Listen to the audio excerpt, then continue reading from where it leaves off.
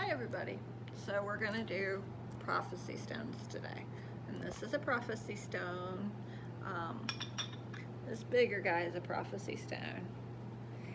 And they're not exactly sure what these guys are made out of, but they do know that there's iron in them because they oxidize. And oxidization is, rust.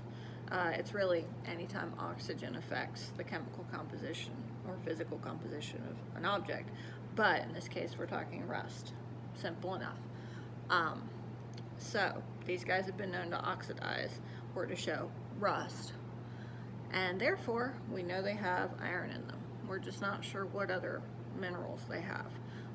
They're very similar to the shaman stones, which pick up iron particles and they get embedded with sandstone and other particles, and they create, a kind of iron-rich mineral.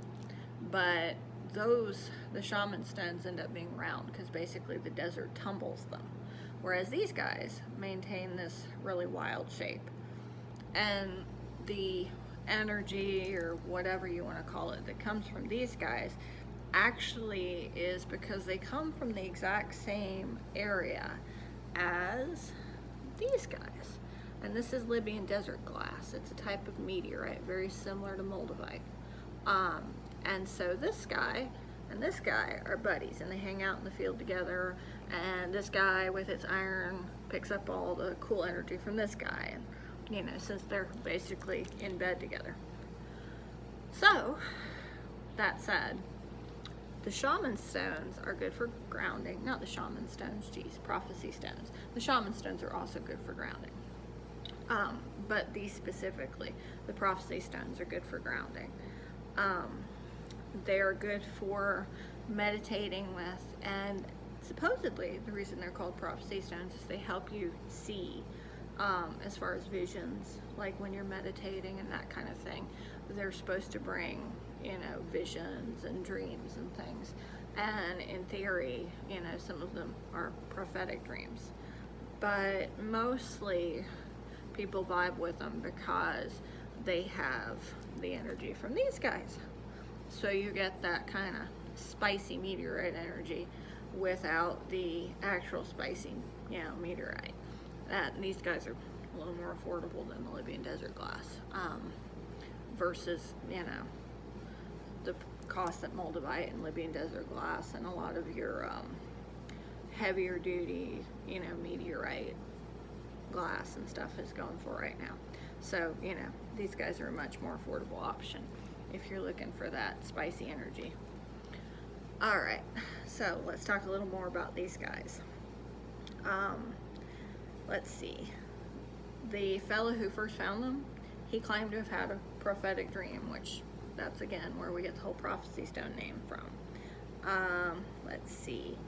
Apparently it helps ground with that, energy. You're supposed to hold or meditate with one, and it's supposed to help with the crown chakra. Let's see if I'm missing anything. Anchors to the earth itself, so that's kind of cool. And they're really heavy, so it makes sense that they'd be kind of groundy, anchory, heavy duty guys.